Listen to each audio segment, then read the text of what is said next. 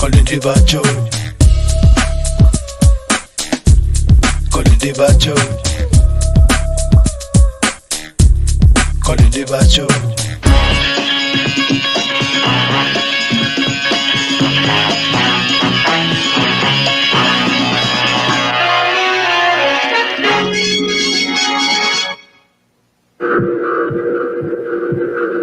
This is the story of a 30-year search by U.S. intelligence agencies to perfect mind control.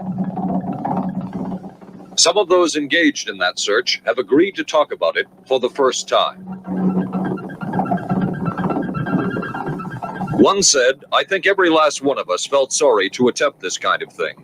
We knew we were crossing the line."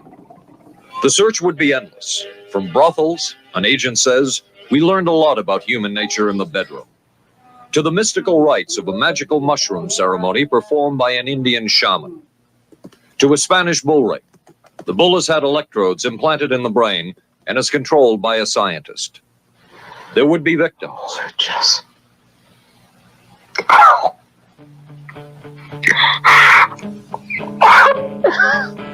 One intelligence agency tried to peel this man's mind back to reveal its deepest secrets.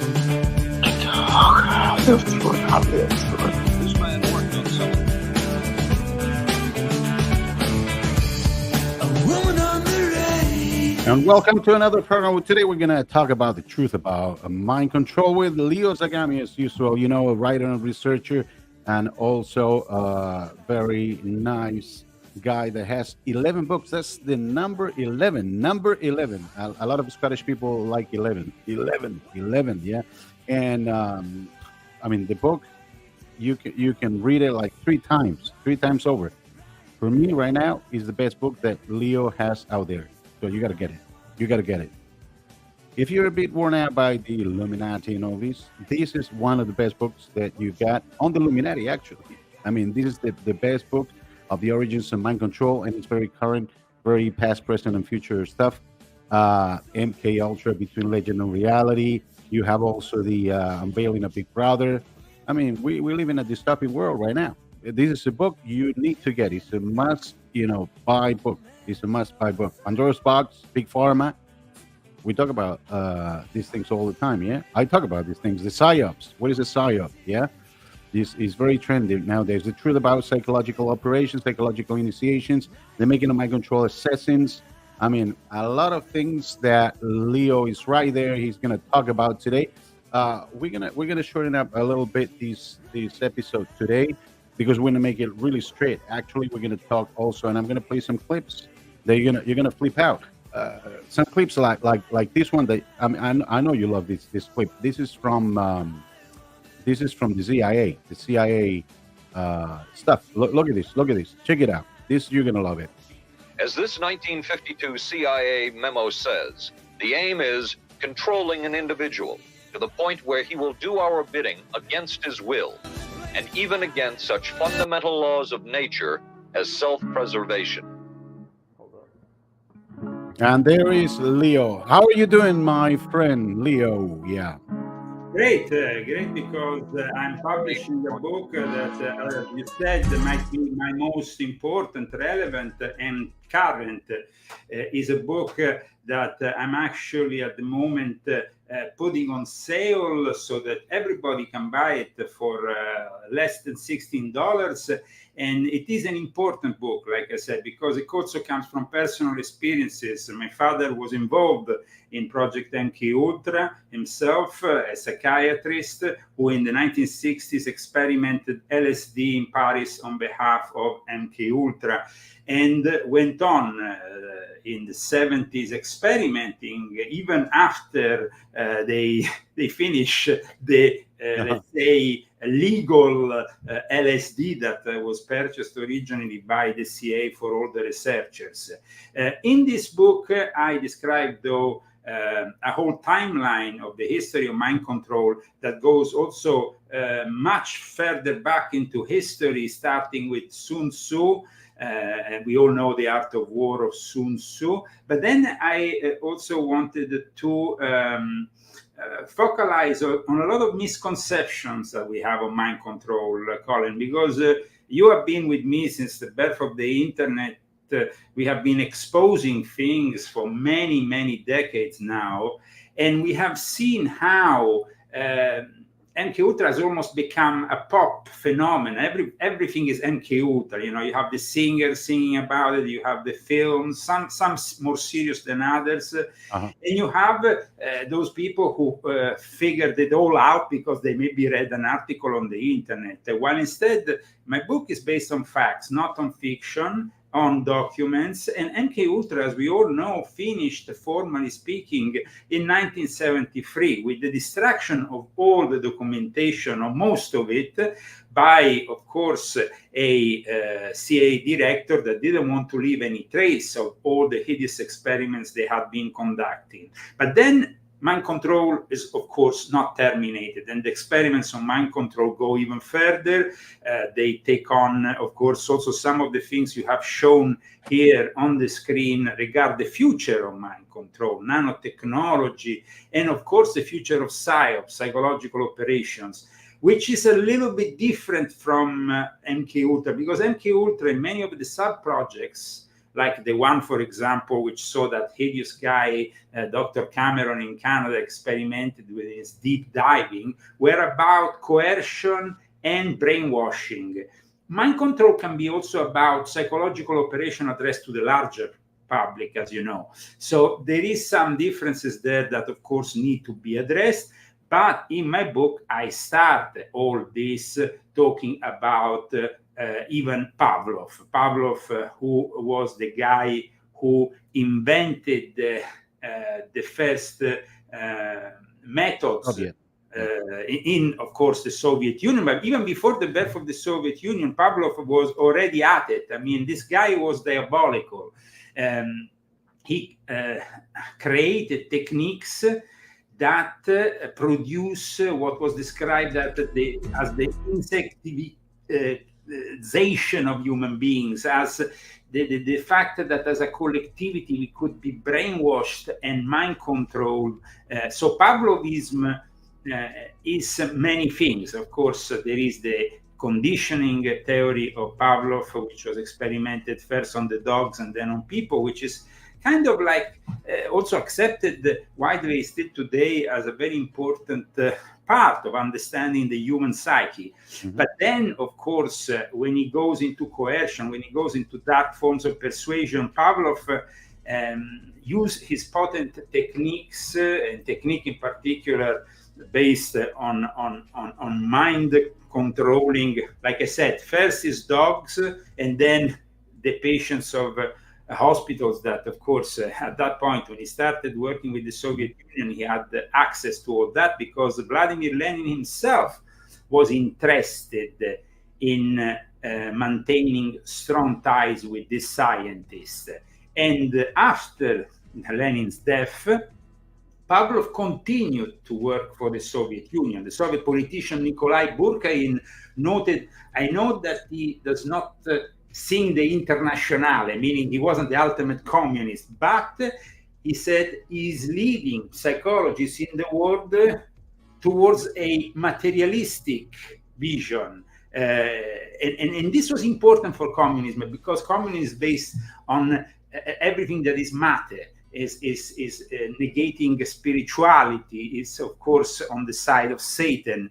Many of Pavlov's ideas helped him gain Stalin's support from the very start of the Soviet Union, because, like I said, they believed that behavior was capable of being modified, and Pavlov thought that acquiring such behaviors would be positive for a docile mass that would then at that point embrace, of course, whatever cause you were pushing through. In this case, unfortunately, it was the communist cause. Now, his view of genetics also corresponded with Stalin's views, and Pavlov's findings were disseminated through the Soviet Union. But later on, like I explained in my book, they exit the Soviet Union. In the 1920s, they start to become gradually part of the studies conducted also by Western researchers, also here in the United States. And ultimately, after the Second World War, because of what the Nazis had done, also with their own mind control experiment, often conducted in concentration camps, and what the Soviet Union was doing, which was also a direct threat because of what happened later on with the Korean War. Well, at that point, they said, we have to start a program which is scientifically strong, hidden, and powerful, and we have to conduct this program with the new Central Intelligence Agency, which had been just established after the OSS. And Alan Hughes, of course, was the first civilian director of the CIA, which basically encouraged this whole project from the start, which is not just one project, really. It's, as you know, a number of sub-projects. With a lot of money, because they were the ones that created the CIA, they were bankers and lawyers. So absolutely. Like, for example, Dr. Cameron, who was this guy who eventually would become the focus of a lot of attention for the experiments that were conducted outside of US soil, on Canadian soil. Dr. Cameron himself was always in search of money, and he would have probably conducted his hideous experiments on unwilling people, unwilling patients of his, even without the sponsorship of the CIA. He went, though, to the CIA, and he found, of course, the ideal sponsorship from them, because they said, with the fact that we are conducting such experiments also outside of US soil, we can always use the clause of plausible deniability. That was very important for the CIA, not to be linked to this kind of experiments. So they always try to find a way. Now you're showing a 9/11. I will regard 9/11 instead as a psyop. So that is a mind control operation. Like, it's different, because you see, mind control can be exercised on a number of people through propaganda techniques, through the internet, through a lot of, and you don't need to necessarily be yourself a patient in a hospital. Well, instead, MK Ultra, especially with sub-project 68, for example, which was the sub-project Dr. Cameron was involved, well, that is a different thing, because that touched directly the programming of a person who maybe was given electroshocks, was given drugs, and everything was done in a very invasive way.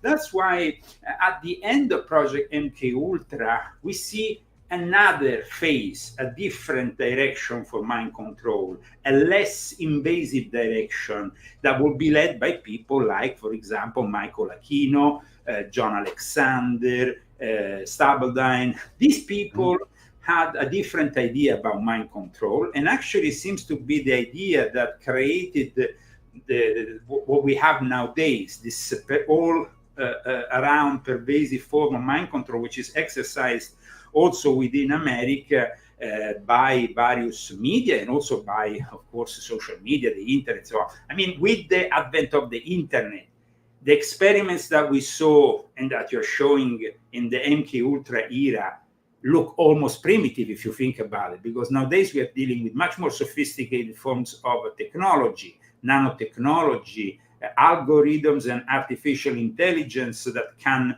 find exactly, map your brain and find exactly where to influence your brain, also using magnetic fields. And you showed just a moment ago also the Havana syndrome, which has become a phenomenon that's been widely discussed in the last few years by the intelligence community. Some people say it exists, some people say it doesn't exist. It is definitely the result, and here, of course, the result of Michael Aquino's vision of mind control, which, like I said, might be more subtle, but is much more insidious. Here is Anton LaVey. Anton LaVey is a different thing, because Anton LaVey, of course, recruited for his Church of Satan Michael Aquino. I mentioned him in my book. I talk about the fact that he was an extremely charismatic person in San Francisco when he inaugurated his Church of Satan. Michael Aquino, at the end of the 60s, was already an expert in psychological operations. He will be actually involved later on in a scandal at the Presidio Decker, which in the end, he was actually never condemned for. So, legally speaking, they managed to stop this scandal from developing, and it involved, of course, the alleged possibility that he was involved in pedophilia. But Michael Aquino, which I personally knew, we had for a long time a pen friend kind of relationship in the early days of the internet. We used to always write to each other. Was a guy who, of course, was doing anything it takes in his eyes to defend the interests of the United States of America, including embracing Nazi forms of occultism, but also propaganda and coercion. Because, like we said, the Nazis were definitely the ones that managed to brainwash more than others their citizens. And that's why when the war ended, there was completely different roles that were set up for the rest of what would become in 1949 the NATO Pact, these various countries that were allied with the United States and the United States. The United States passed a law in 1948 with Truman to avoid psychological operation on its own people. And for that reason, Michael Aquino, when the MK Ultra scandal was exposed, he was actually fairly critical of it, and he was proposing a new system for mind control he called mind war. That mind war was a way to bypass those legal limitations within the United States. But also, Michael Aquino, like we said, was connected to Anton LaVey, and Anton LaVey himself was born in 1966 within the environment of MK Ultra, because Operation Midnight Climax, which I talk about in volume 11 of my Confessions, was staged mostly in San Francisco. Now, what was Operation Midnight Climax?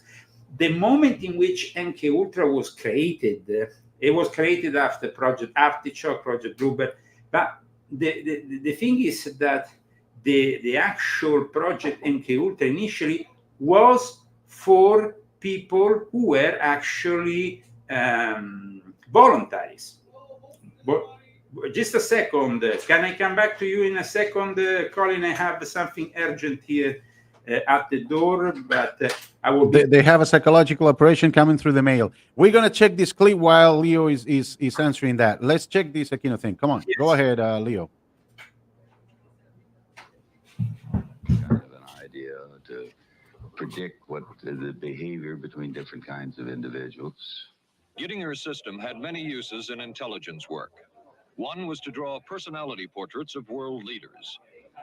Using Gettinger's system, the agency concluded the Shah of Iran is a brilliant but dangerous megalomaniac whose basic problems resulted from an overbearing father.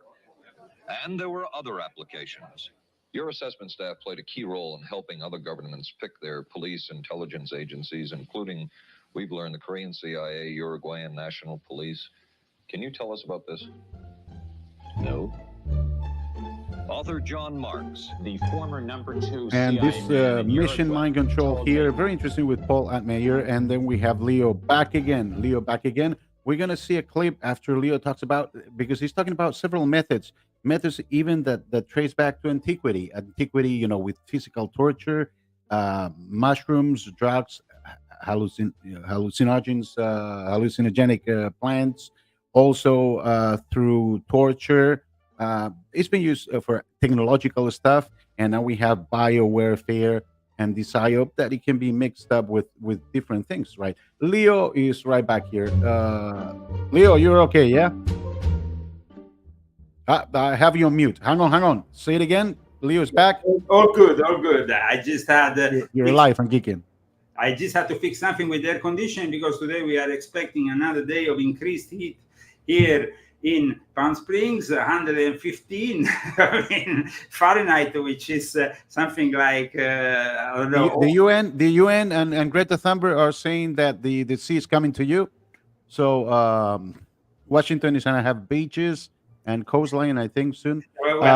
Listen, I don't believe anything. Greta Thunberg is part of this massive psyop, which is It's a psyop. That is a mind control thing. We're gonna see mind control thing on the Korean War. This movie with Frank Sinatra, only 1 minute clip, and we're gonna comment about this. The same very as important, a very important movie that was censored for 20 years. After we will explain why.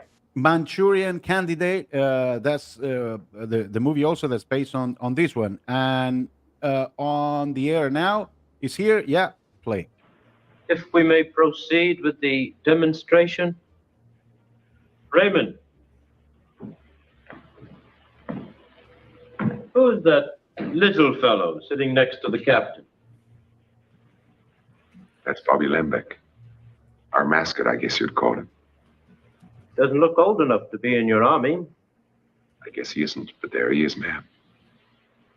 Captain Marco, you be good enough to lend Raymond your pistol, please. Yes, ma'am.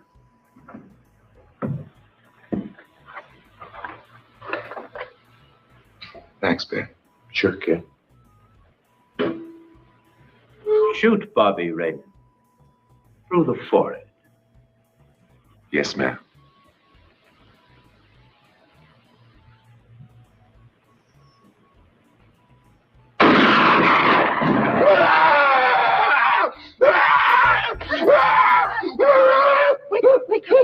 Wake up, it's all right. It's all right. It's all right. All right. That's a pain dream again. Well, we had there one of these scenes. What makes it so awful? It goes on. It's very bloody. From the Manchurian Candidate with Frank Sinatra. What does that tell us? Okay, first of all, people need to understand what MK Ultra really means. MK Ultra means manufacturing killers utilizing lethal tradecraft requiring assassination. So that is the real meaning of this acronym. And manufacturing killers, of course, was the subject of the Manchurian Candidate, the first Manchurian Candidate, and also the second Manchurian Candidate with Denzel Washington. Though I will always advise people to see the first one, because I think that this is an extremely important film based, of course, on a novel that came out in 1959 at the height of this alarmism. You see, like I explained in my book, in the 1950s, there was a very different kind of environment from what we have now in the United States. Now, most of the United States people, sadly, are completely brainwashed.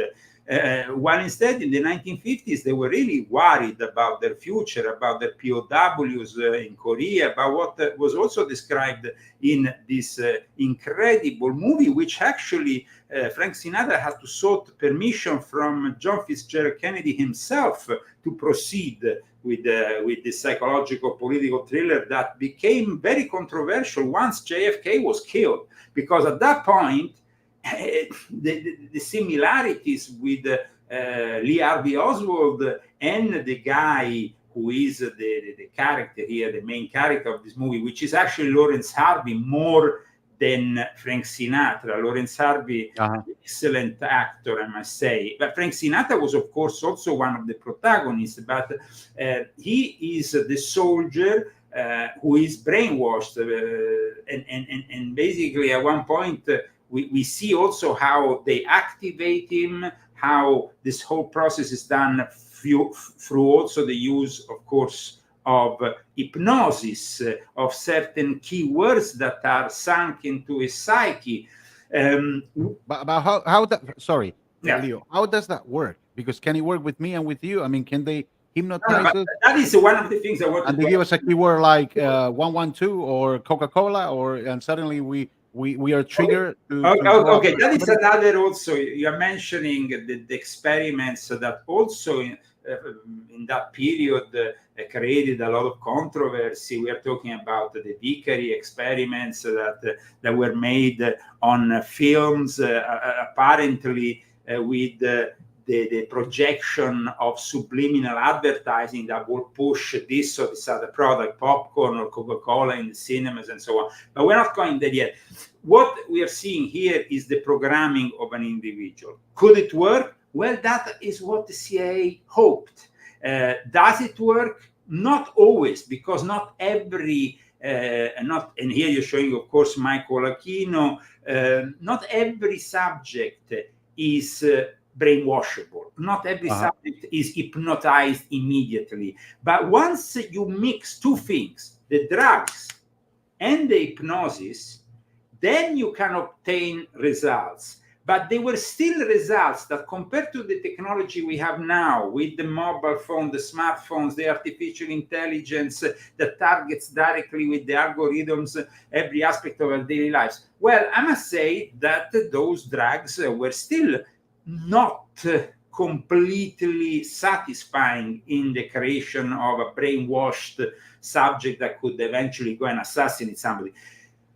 Definitely, the propaganda was massive after the Second World War. And that's why, like I said a moment ago, there was a law that was instituted here in the US, the Smith-Mundt Act, which then was unfortunately reformed in 2012 under Obama.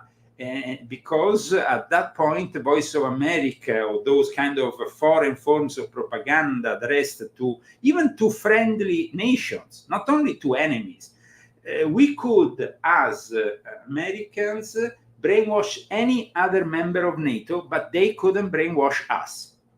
So that was the key for them, for a successful brainwashing. But now they no longer think that is actually the key, because with the spread of the internet being so wide and pervasive, we have the problem that you can't really restrict certain forms of propaganda to a specific country, because China or Russia could still, through the internet, try to psyop the American citizens, and then with the excuse of counteracting those psychological operations also conducted by Al-Qaeda or ISIS, which, by the way, they're still creations of the deep state, on the American population, particularly the ones of Arab descent, they decided it was about time to lift that blockage.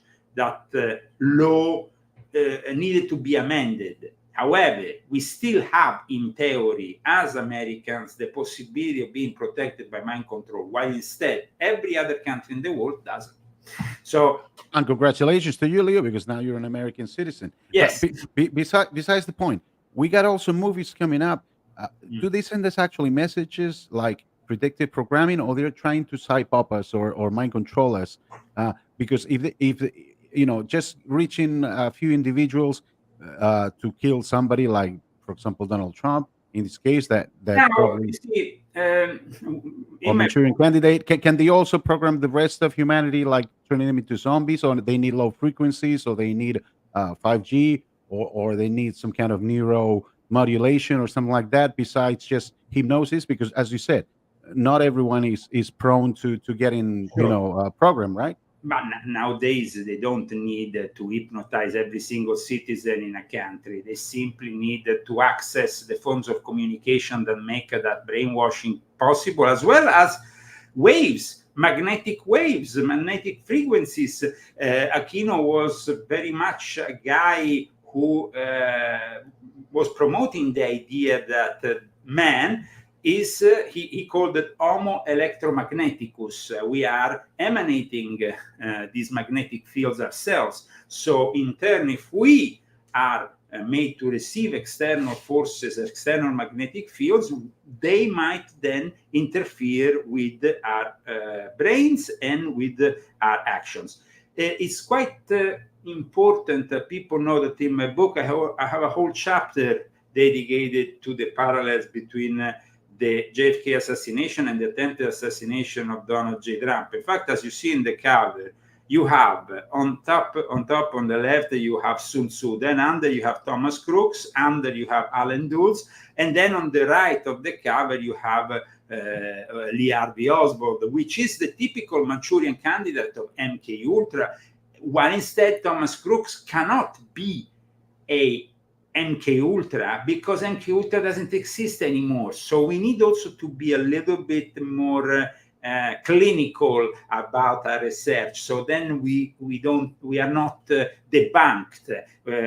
People, the academic establishment tends to always debunk you very easily if you have a soft spot. If you say that guy or that other guy is brainwashed by MK Ultra, they will simply tell you, oh, but MK Ultra doesn't exist anymore, and you will be just left like this. Instead, my book tells you, yes, MK Ultra doesn't exist anymore, but those techniques and those successful experiments were then carried into other institutions and other organizations. Some of them, even some non-state actors had the possibility, some cults, to access to those conditioning experiments. And I think that my book really finally gives the ultimate answer to those people who want to know who was behind Thomas Crookes, because they show that, yes, he might have not been like, the difference with Lee Harvey Oswald, Colin, is that Lee Harvey Oswald was a military who in Japan volunteered to enter MK Ultra. Okay. While instead, Thomas Crookes was probably somebody who volunteered for a lot of things, like he did with the Black Rock, that ad, and he was very lip-tarded and, of course, very easy to psyop and to manipulate. He was the victim of a psyop, and in fact, he was brainwashed in a way that could serve the purpose. And that's why it's very suspicious also the fact that a week before he attacked, he killed sadly somebody and attempted to kill the former President Donald J. Trump, there was the announcement by scientists of an invention that Michael Aquino will have found ideal. This new invention is being announced by South Korea and is about nanotechnology and mind control. And it's basically the Korean Institute of Basic Science has announced this new discovery. It's called Nanomagnetic Genetic Interface for Neurodynamics, NanoMind. And with this kind of technology, which is much less invasive than prior forms of even microchipping the brain, because there is evidence, which I show in my book, given by one of the key witnesses of the Watergate scandal, and also very high up agent Howard Hunt, who also published a book that nobody has, a book that is very difficult to find. I don't know if you ever read the Lincoln Lawrence, the book, We Were Controlled. Now, We Were Controlled, of course, pushes the narrative that Lee Harvey Oswald might have been recruited, but then by the CIA, but then after he goes to Russia, and then he's like microchipped or chipped. Some operation is done, so something is inserted in his brain in Russia. That is a little bit doubtful, because of course, if you are the CIA, you might want people to know part of the truth, and that book was mind-blowing for 1967, because nobody knew about mind control in the CIA or this kind of experiments being carried on for a long time in both the Soviet Union and the United States. But at the same time, of course, everything had to be always blamed on Russia. And so Lee Harvey Oswald was the perfect kind of Manchurian candidate, just like the one we see in the movie, who was a victim of Soviet and Chinese brainwashing that of course pervaded the whole Korean War. But at the moment, we have to understand that all these experiments that went on, both in the military as well as in the CIA, for a number of years after the Second World War, they are relevant because, of course, when successful, it's like bringing out the genie out of the bottle. Once the genie is out of the bottle, it's like the Pandora's box. You open the Pandora's box, and at that point, it's open. So those techniques will never be again forgotten, and then they became used, like I said earlier, also outside of the CIA. But the thing is that now we have, like I said, technology which is much more advanced that doesn't need drugs. Drugs might still, though, be used in the form of certain psychopharmaceutical compounds. And that's why it's very suspicious that they also cremated the body of. They were in a rush to cremate Thomas Crook's body on the 23rd of July, 10 days after the attempted assassination, and nobody actually knew about the fact he was cremated until a politician from the Republican Party arrived in Butler and said, "I'm going to see the body of Trump's would-be assassin," and they said, "Sorry, the body's been cremated." And he was shocked, because you don't cremate the body of somebody like Thomas Crooks, who just attempted to kill the former president of the United States, if you are not actually hiding something.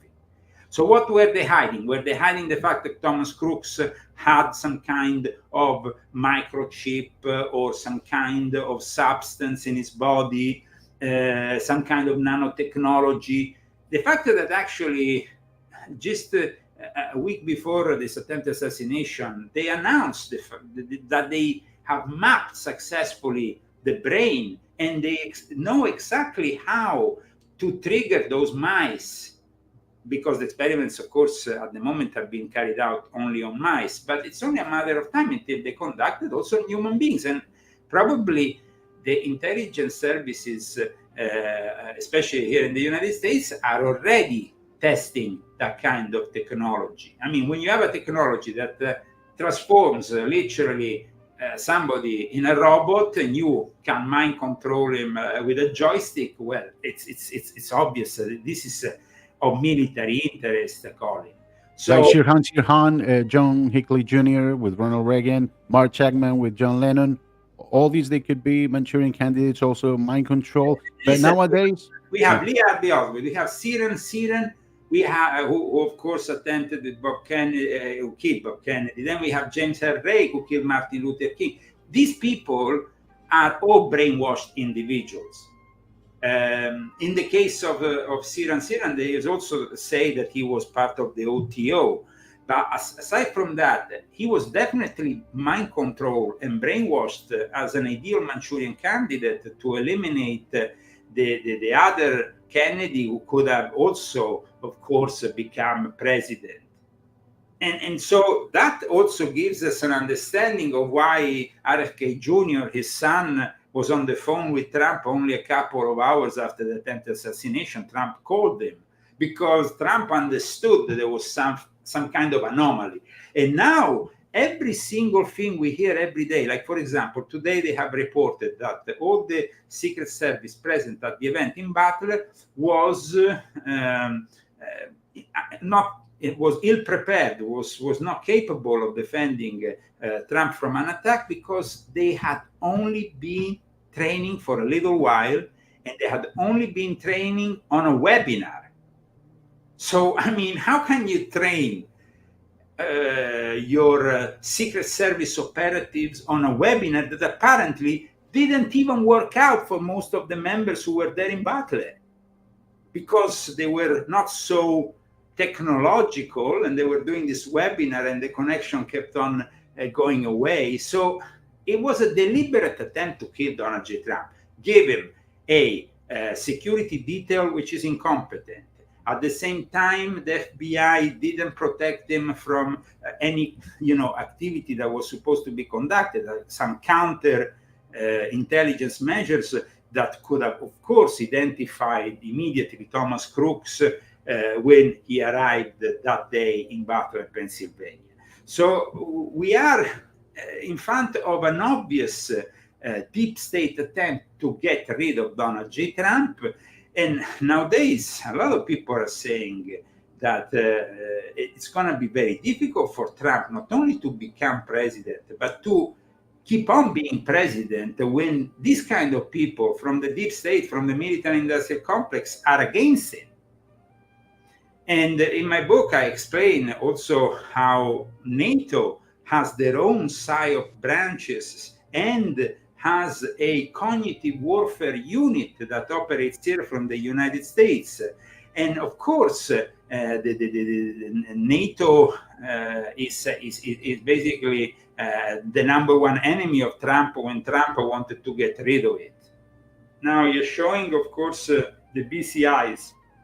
The BCIs, which are the brain-computer interface that are also part of the future of mind control. Mind control that exists since also the times of the Assassins.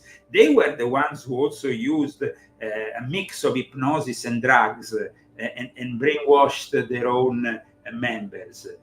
Of course, then the Illuminati, Franz Anton Mesmer, you're showing another passage of my book that is a turning point in the history of mind control, because he developed what will later on become hypnotism, and he called animal magnetism.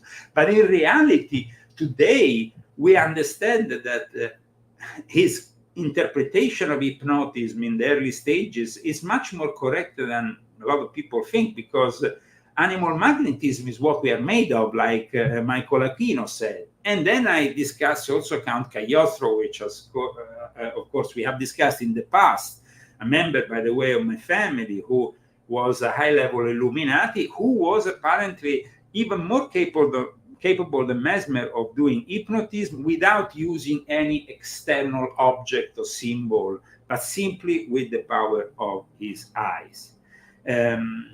Symbols that are used by magicians, by occultists, by secret societies are themselves made to hypnotize the subject. And also, that's another reason why this book is very important. I discuss in this book the psychology of initiation. The psychology of initiation means the products of these initiations that the Illuminati, the Freemasons, they do this initiation, and then, of course, they fall under the control of these, let's say, figures that often also see as an inspiration the magnetic professor, aka Franz Anton Mesmer. I went myself in lodges of people who were connected to mind control experts that were fixated with Franz Anton Mesmer, in which they did things that other Masonic lodges never did. And you could see the difference in a lodge that is made up to suit a mind control expert, or a simple, normal Masonic lodge, which is just, yes, it has esoteric elements. Of course, there will always be some mind control elements also in the initiations that are carried, but they're not specifically made for mind control. Well, instead, the lodges that are in the hands of the Illuminati, they are very much knowledgeable about the mind control and hypnotism, which is severely prohibited in the OTO or in other organizations like the Temple of Set. Michael Aquino was an expert on mind control, but he also knew that his own members, as well as Aleister Crowley himself, wrote in his own rituals that members shouldn't be subject to hypnosis, because then at that point they are not trustworthy anymore.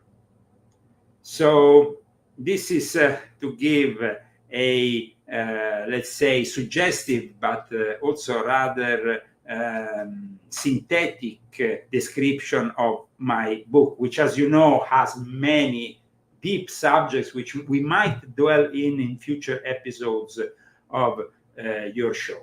Remember the Austrian king and the duke when they met at the Freemasonry 1780 something, I think, I don't remember really the exact date. He said, we are dealing with people of the Sun Order, that order of the Illuminati, that they have electromagnetic powers, right? Something like that was the quotation, right? And also today they can use. Franz Anton Mesmer was a family friend to Adam Weishaupt and his father. It wasn't just an acquaintance.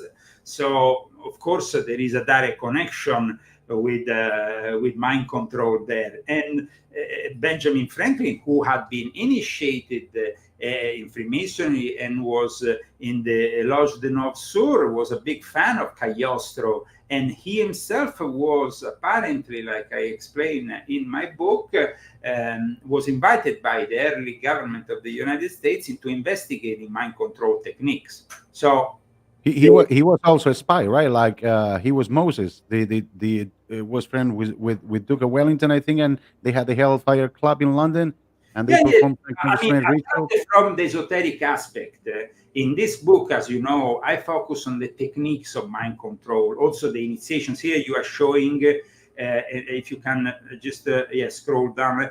See, I must solemnly promise and swear that I will not indulge in any drugs, because then, aside from the hypnotism, I put also a citation from the actual rituals, initiation rituals of the OTO. They discourage members from taking certain drugs, if they are not, of course, controlled by their master of their lodge, who gives them the permission, because, of course, it might make them weaker, and it might make them reveal certain secrets that they don't want people in the lodge to reveal to anybody else. I mean, the fact that Aleister Crowley claimed, if this secret, which is a scientific secret, were perfectly understood, as it is not by me after more than 12 years, with almost constant study and experiment, there will be nothing which the human imagination can conceive that could not be realized in practice. And we have also Madame Blavatsky saying that hypnotism was the most powerful form of magic. So this is a book, I think, that finally reveals not only the way the Illuminati are brainwashing us in our day-to-day lives, and the truth about the legacy of MK Ultra, because, like I said, MK Ultra formally doesn't exist, but the legacy of MK Ultra has definitely created a lot of monsters. And then the whole history of mind control going back to the early Illuminati, and of course thousands of years before, with people like Sun Tzu, or even Genghis Khan himself, who adopted forms of mind control and psychological operation. Today, every battalion of an army who is going to fight in a foreign country will send, before they arrive, a unit of Psi warriors, of psychological operation operatives that are made to prepare the arrival of their own army.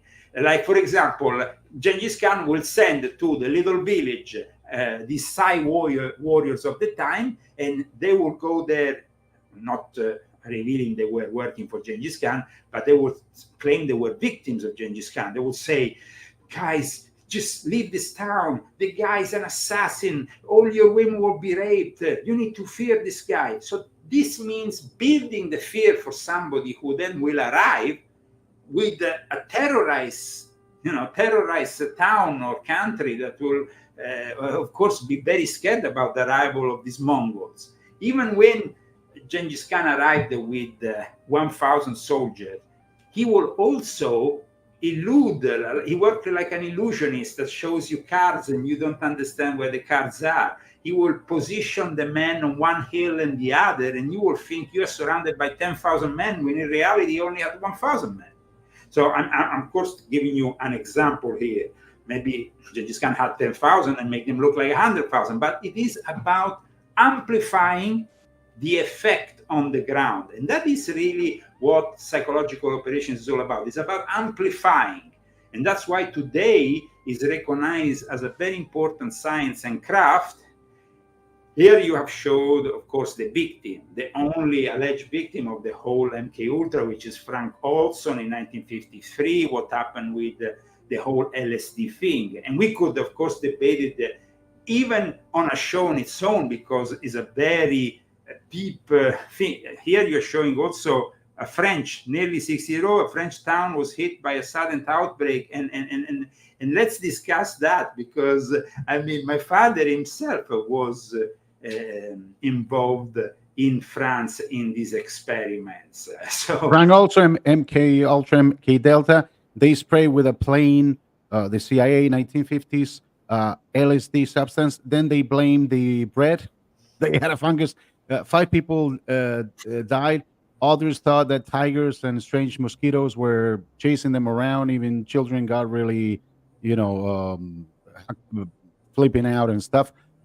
So it was serious, and this is documented. Frank Olson actually committed suicide later on. Frank Olson, if we read the manuals of the CIA, he was definitely a victim of, and in fact, his family, like I show in my book, was invited at the White House so the president of the time could apologize to him, to their family, to his family, because he was basically thrown out of the window.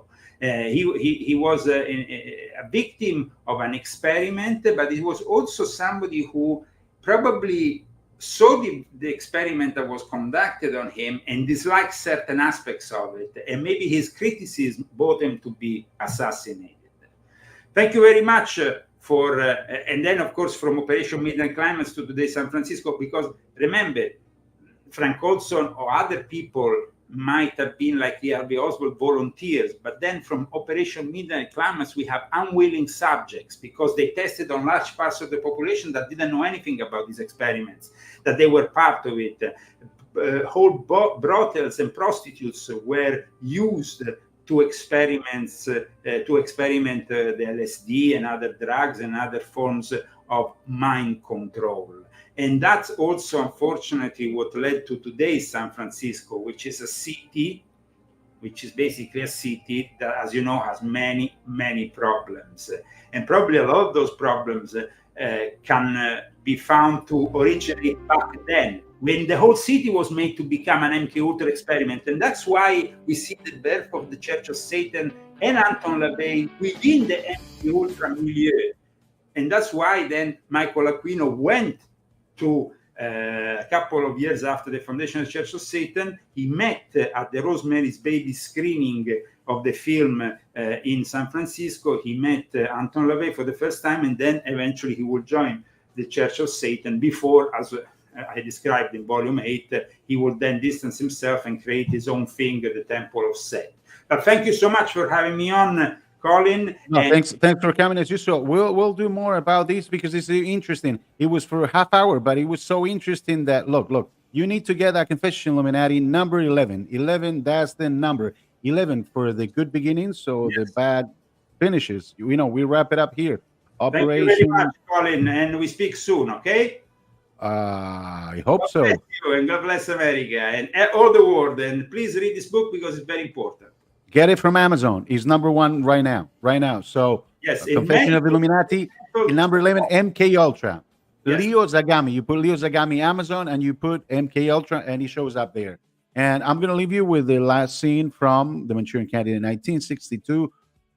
Great movie. And that's all for today. Thanks a lot. And don't forget to subscribe. ColinRivas.tv. You have the whole show right there. And thanks to Alex Jones too and Leo Zagami. Bye. It's me, sir. Raymond, my boy. Josie waited up as long as she could. She turned in about 1:45. She told me the good news. Raymond? Yes, sir. I want to offer my congratulations and welcome you to the family. I've been watching my daughter's face all evening. She's a very happy girl. Thank you, sir. Come with me. I'll pour some good whiskey on you. Celebrate your wedding. Soothe you after a trying day. Any number of good reasons. Some whiskey in that cabinet beside you. Help yourself. I only hope you haven't been too much upset by these idiotic attacks of Iceland. Actually, I take the position that any attack by Iceland is a great honor. Actually, I haven't had so much supporting mail in the Senate in the last 22 years. I'm very glad to hear that, sir. What the hell is that in your hand? It's a pistol, sir. Is that a silencer? Yes, sir. Why are you carrying a pistol? Raymond, what are you doing?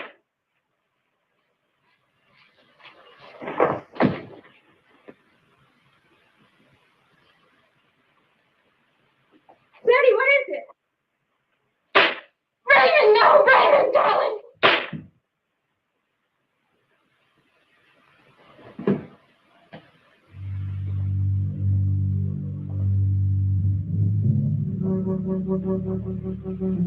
Thanks a lot and subscribe to ColonRivers.tv. ColonRivers, ColonRivers.tv. Thanks a lot. Colin Rivers Show. Right here.